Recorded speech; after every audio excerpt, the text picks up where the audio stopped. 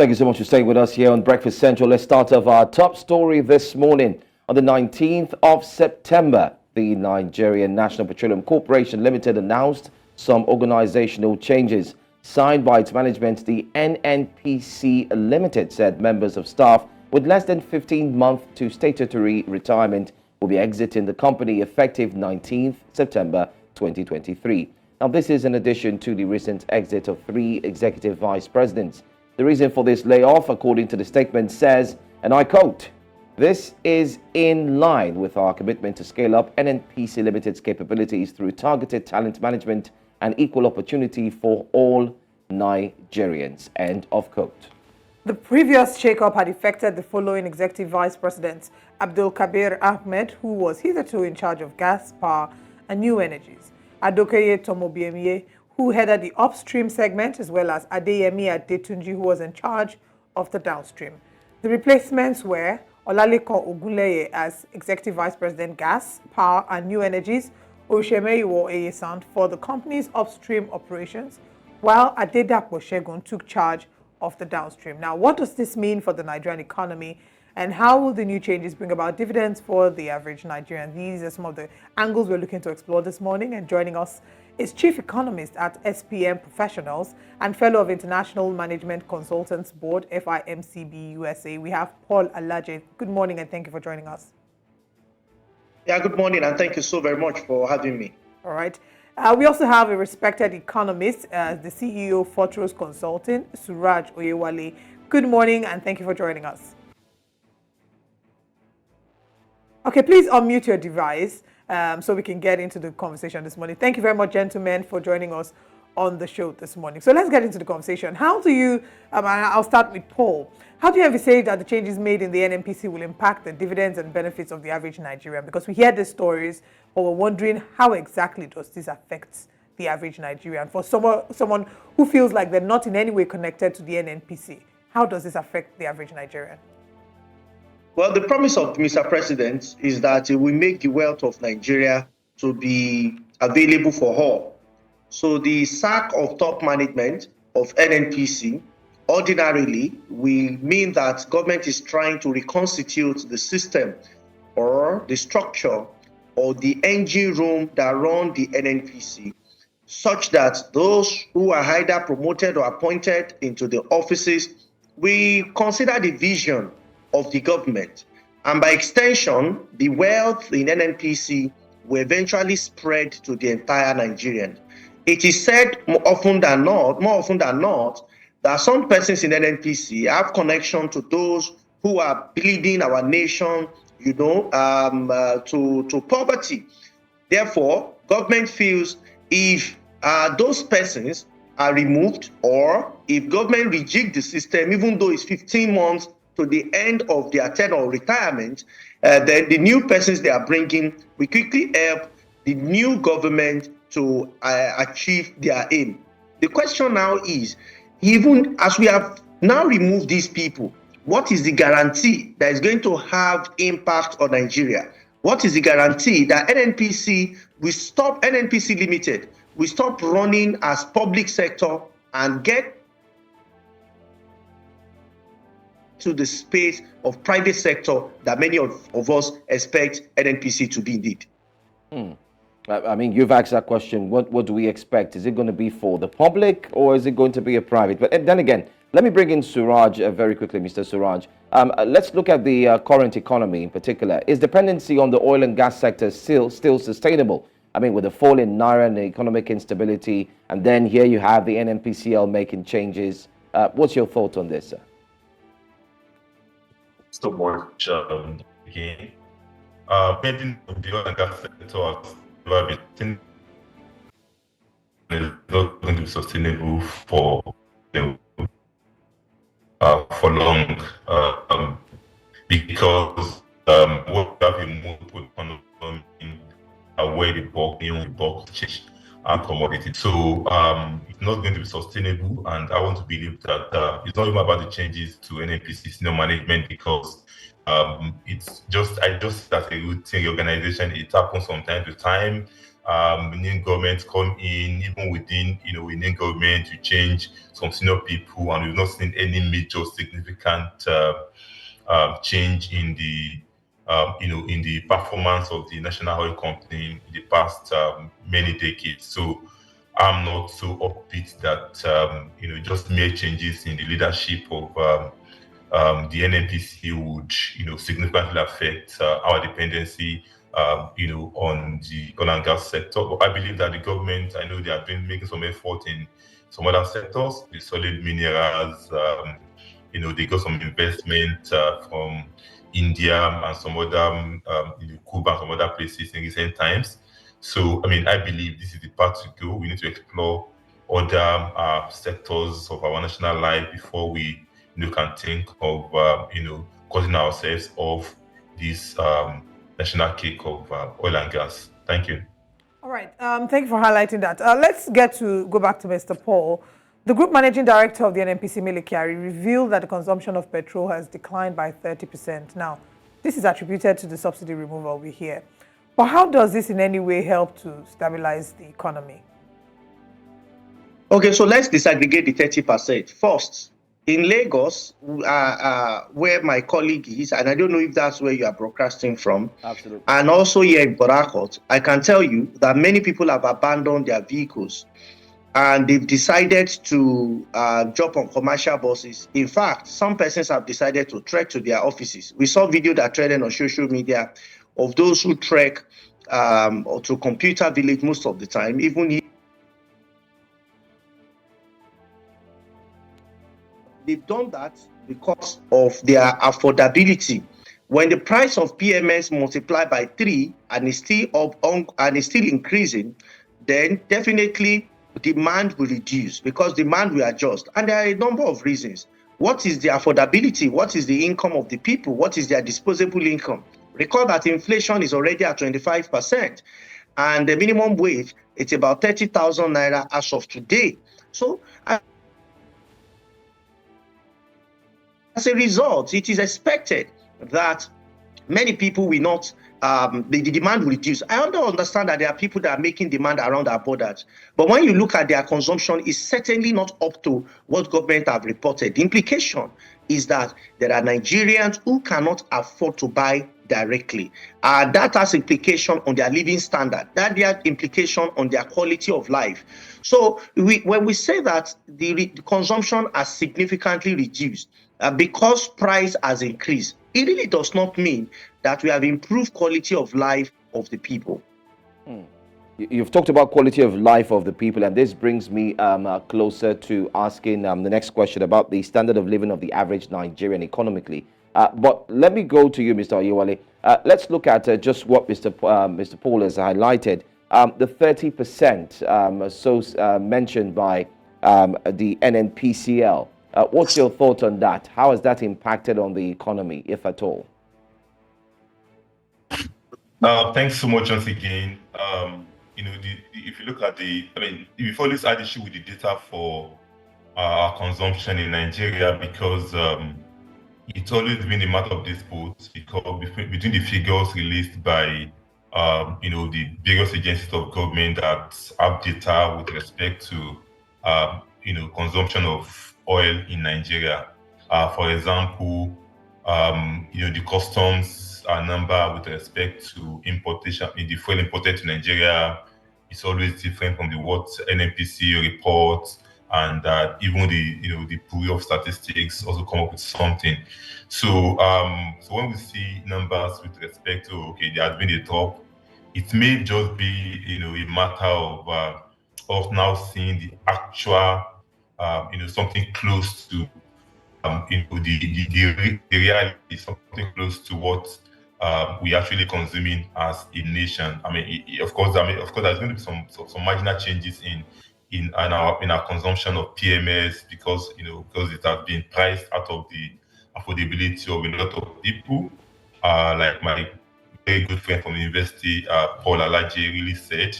While I was speaking, was talking about the fact that we've seen highlights of people who have needed to maybe adjust their lives and maybe park their cars at home or carpooling and various forms of sharing. So I mean, I want to believe that even though the base number we're talking about, the base consumption is is blurry. We never had a good data on how much PMS we are consuming in Nigeria, but I still think that we've adjusted our lifestyle to these realities, which I believe not the best position we should be, but it's a tough decision that needed to be taken by the government to solve the problem, the burden of subsidy payment by the government. Well, one more thing. I think we just found out that we had carried out a school reunion here. Never knew that Mr. Oyewale and, of course, Mr. Alaje are both from the same university way back. But then again, let's get back to the discussion. Let's take a look at the average standard of living of a Nigerian now. Now, this is very critical, especially to you gentlemen, because this morning, while also coming to work, even past weeks, we've seen Nigerians who are saying they no longer do this, they no longer do that, they no longer buy things at a superstore, and so on and so forth. So let's bring our conversation further down. Let's focus on the average Nigerian. What is the standard of living of an average Nigerian economically? Let me start with you, Mr. Alaje. Well, the standard of living has significantly reduced. People are getting poorer. The World Bank said that by the end of 2022, poverty rate, those living below poverty line, I beg your pardon, are 89 million. By end of May 2023, they have published that 4 million people have joined the poverty line. And I have reasons why I'm using poverty to explain living standard. And they said that if policies made by the new administration, by December, we make 7.1 million additional people to join poverty bracket. Why? If necessary cushioning of effects of this subsidy removal and devaluation are not put in place, 7.1 million people. When you add that to about 91 million, then you know that we are inching towards half of our population living below the poverty line. You cannot be poor and have quality of life. You cannot be poor and have high living standard. Cost of living is against living standard. When cost of living is increasing and your income remains the same, then it definitely will have impact on the living standard of the people. Therefore, as a people, what we have seen is that the level of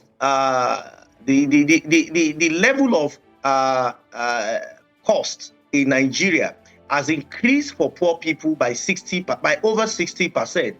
That the result of this resulted from one, subsidy removal, secondly, exchange rate adjustment or unification or flotation, whichever terminology we want to use. So it has claimed 60% of people who are earning less than 65,000 naira. For those who are earning above 65,000 naira to about 400,000 naira, about 30 to 40% of their income, of their disposable income, has also been claimed. The so-called rich that we said they are the most beneficial of this policy, only 15% of their income has been affected. So eventually everybody will adjust. But I can tell you the implication of this in terms of reduction or impact on living standard is more on the poor than on the average or quote and unquote middle class. But the rich, of course, have the impact, but it's not as such. And this is it. Somebody who earns 100,000 and somebody who earns 30,000, you can ask. Economics are more concerned about the percentage. They are not concerned about the absolute fact. So somebody who drives a car or somebody who has no car, say somebody who drives a Corolla, and he will go to filling station, maybe he was filling his tank before with 7.5, now he has to fill his tank with 21,000 times 3. And somebody who has to move from one location to another, which was 50 naira, but now has to pay about 150 or 200, let's even say 150. You now look at their income. One is earning 30,000, one is earning 120,000. The increase, what is the percentage impact on the total income? and what is the passenger car of the person that drives a Corolla, certainly you would see, because the poor earn less, because the poor, the relatively poor or the poorer amongst the two have lower income, therefore the impact of the two policies is tremendous on them. And that is why when we say we make changes in NNPC, which is where this conversation started from, it should be to make those 4 refineries work. Are we saying that these persons are coming to re-engineer the refineries and make them available to private sector so that they can compete? Nigeria is having a supply side problem. And when I say supply side, we understand people will consume PMS. What we don't understand is where the PMS will come from. If it continue to come from outside Nigeria, it will continue to deplete our foreign reserve, which of course are not even enough in the first instance. But if we have local refineries and we also produce crude locally, it will definitely help to reduce the impact of the policies and economic realities that we are faced with today. It is a sign of insanity for us to say we will keep doing the same thing that has been done over and over again and using quick fixes to solve problems that were never solved in any case, and hope that things will be better. I can tell you that living standard of people are significantly reducing, it's emaciating, and it has tremendous impact on their income, tremendous impact on their way of life and quality of life. And I'm only very hopeful that the authorities today will reconsider by looking at how do we have medium-term solution? How do we bring back private sector to manage our refineries? It must not necessarily be Nigerians alone. We can look at those who have solved this problem in their own countries and with competence, with capacity, with finances, with enough funds to come and partner with Nigeria. And you have seen what we have done with the gas sector in Nigeria. We have seen how government partially gave some of his shares, some of his interests to private sector, NLNG, to manage. But when you see, when it comes to the refining of PMS, I really don't know why government is holding so closely those 4 refineries. We've continued to turn them around, but they are so very stubborn. They've turned themselves to Baba's chair. They are turning, but without leaving the same spot. They are still moribund. They are still, government have said in 2012 that subsidy is removed by 2014, we'll see refineries work. It never worked. Government in 2015 said 2016, you see refineries work. At least 2, it never worked. The goalpost was changed to 2018, never worked. 2019, never worked. 2020, COVID, government said, well, we have removed subsidy. 2021, never worked.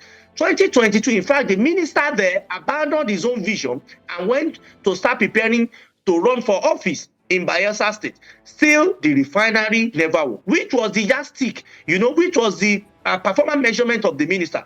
2023, we were told by July or February, by July or first week of August, the private refinery will work. We all know what the problem is. We know what we should do. The will to do the needful. Because as I talk to you, this is September, the refinery has still not worked. What we now hear recently is that by the end of the year, 1 or 2 of those Nigerian-owned refinery will work. Nobody is talking so much about the private refinery we were promised in July, end of July or first week of August. And I can tell you, today is about I think it's 20th of September, and none of refinery is still working.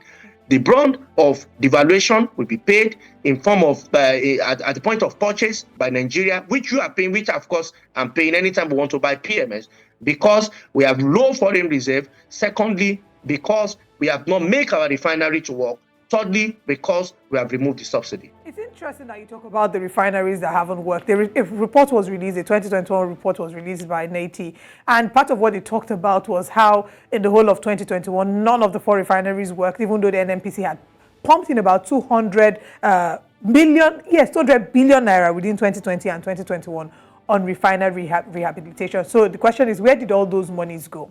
Now, still talking about this report, and I want you to react to it. We have an update here that says that the NNPCL and 12 others failed to remit 9.85 billion naira in 1 year. And this is a report according to NITI, which is the Nigeria Extractive Industries Transparency Initiative. And this was a report that was released yesterday. Several things were talked about in this 2021 oil and gas industry report that audited activities of companies in Nigeria. However, in reaction to, they also mentioned that the report, in the report, they mentioned that between 2006 and 2021, a total sum of 8.1 trillion naira was spent on fuel subsidy, with 1.1 trillion naira spent in 2021 alone. Finally, the chief of compliance of NNPCL, Nasir Usman, says that the company has over the years engaged in open management to ensure transparency and accountability. So I want you to talk about, the non-remittance of funds vis-a-vis the NNPCL chief of compliance, saying that they are interested, and over the years that they've engaged in ensuring transparency and accountability, and what exactly this means. Is it something, should we be worried about it? Why are they not remitting, and why don't we have a clear picture of what the situation is? Well, NNPCL, I think in the past year, as the operation has been very, very confusing to many people.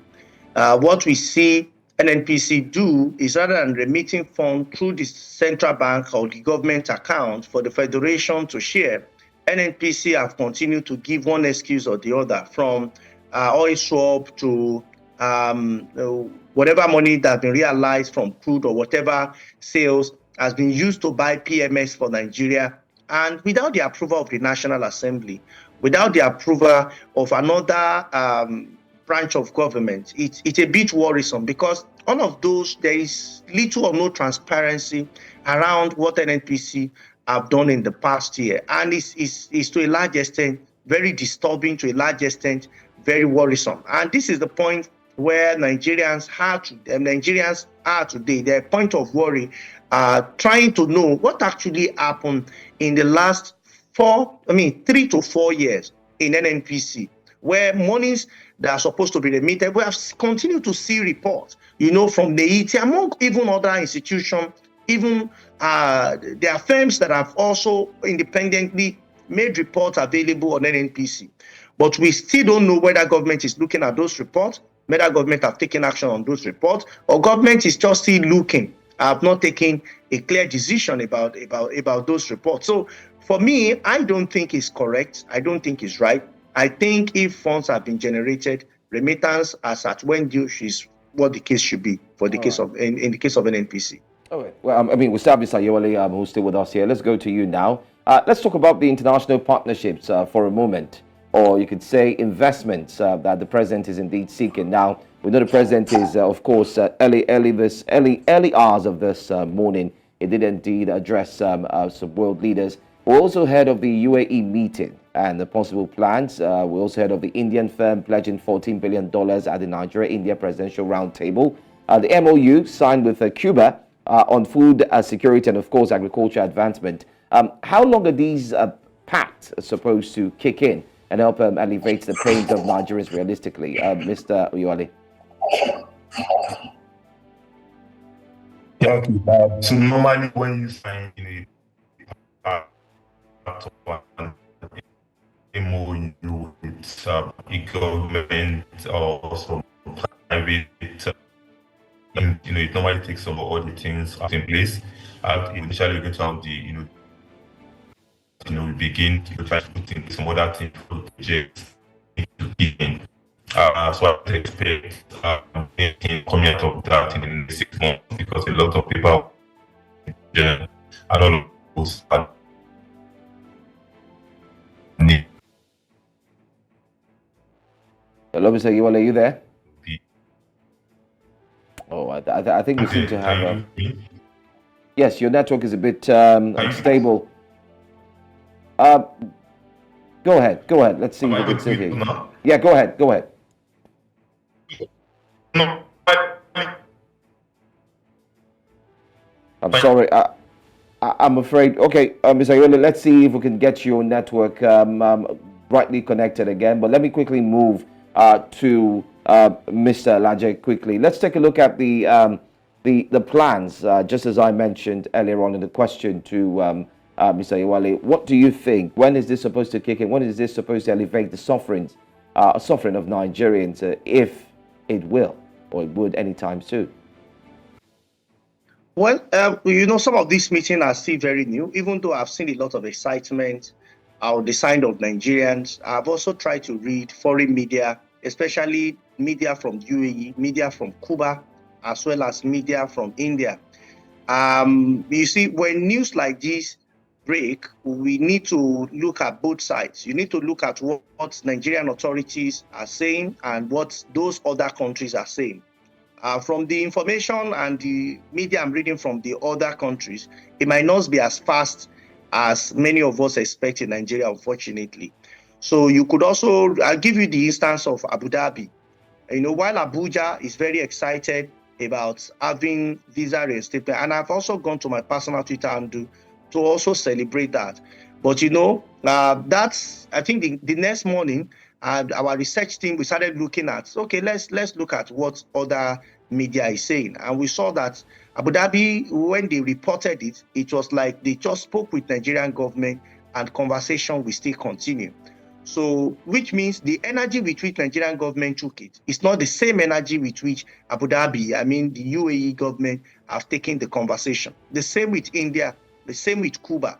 So, am I expecting this to start having implication in the next 2-3 months? Well, I doubt. So, but if you say that, yes, conversation will continue, I am much more comfortable with that because of what I'm reading from the other side. Because, you know, there is danger in a single story. The expectation of people are so high, but we need to balance it by looking at what is the media, what is the other authority, the counterparts, what are they saying about the meetings, the expectation, the agreement that is signed by both governments.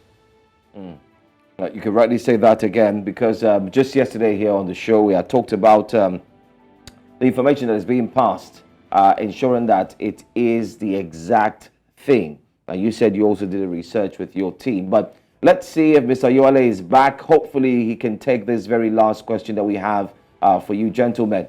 Okay, I'm being told that his network is still not connecting properly, but then again, finally, the United States government says there's no easy way out of this crisis that we're currently in. I mean, citing the need to build SMEs, MSMEs, you know, and attract investors as well. Now, when the fear of trapped funds as seen in the aviation sector, do you think more investors will be willing to come in? We're talking about foreign direct investments here. Let me see, maybe before Mr. Oyewale comes in, Mr. Alaje, please go ahead. Well, I can tell you that we need to follow the right path. What we have done most of the time is to look at the easy way out. And I'm happy that representative of the US, who, by the way, I think is also a Nigerian, has said, well, there is no easy way out. But what he has not mentioned in clear terms are the way out. What we need to start doing today is to create an economy that fits our system. The good news is that we have huge population. The bad thing is that the rest of the world is seeing us as consumers. And the sad thing is that we have accepted that position. 40 million pupils resumed last week, 40 million, primary and secondary. The school uniform they will wear in terms of fabric, they are going to be imported, at least 85% of the fabric. Why can't we revive textile industry in Nigeria to reduce our cost of importation? That will give naira value, that will create massive employment, that will have implication on stability of currency. It will have tremendous implication on growth and GDP, on GDP growth. But that's not the case. I give you another instance. As we speak today, we have said the real thing that Nigeria require is growth and development. In fact, the president is targeting 6% GDP growth rate. But I tell you, when you look at the largest population in Southern America, it is Brazil. In the Asia, is now India. It used to be China. And when you look at the North America, you realize it's the United States. In western part of Europe is Germany. What are these countries known for? They are known for manufacturing. And many of them, especially China, America, and Germany, they've solved power problem to a large extent. We need to understand that government must partner with the private sector, especially manufacturers. And in this, power will be available. You can't be on this show without energy. You cannot. The same with a country. A country that wants to sandwich its energy, that wants to keep its energy aside, and is hoping that things will be well, is just joking. As a result, Energy in Nigeria must be at the forefront. In fact, not to sound too religious, when the Creator created the world, what we read in the two books that we read mainly in Nigeria is that He said, let there be light. If there is no power supply available, especially for industries and factories, I'm afraid no matter the economic policy we make, it will just be we are scratching the surface. Development, angel of economic development, will not visit us. Countries that it has visited has been because of power supply. Why are we going to India if they have not solved significantly most of their problem? Why are we going to the UAE? Why are Nigerians trapped in the UAE? Why are they concerned? This economy has solved the foundational problem, which is energy problem. Nigeria produced crude. Nigeria could not refine it. Nigeria could not provide energy for the vehicle to make mobility of labor to be very rapid. These are our issues, and we should face them frontally and provide solutions to them. Now, you can now do all of this and say, power is available, SME is coming. How do we support SME? SME, you have power to produce. Therefore, we will support many of you that are producing export-oriented goods, export-oriented output, and even agro and agro-processing. These are the things I expect government to do. These are the things that can last long with us, not just quick fixes that after a while we'll say, oh, sorry, things did not work. We saw the last president saying we should forgive him simply because quality economic policy were not promoted. At best, we have seen Nigeria gone into recession 2 times. Paul Alaje, we need to wrap up at this moment because we've unfortunately run out of time. But thank you so much for breaking this down very intelligently and helping us see the different angles. Thank you very much, Paul Alaje and Suraj Oyewale, for joining us this morning on Breakfast Central. We look forward to having you join us maybe when we can recount what Paul Alaje had said, that, you know, when the Creator said, let there be light, we hope that Nigeria would have gotten the memo by the time we're having you both join us. Thank you very much for your time with us.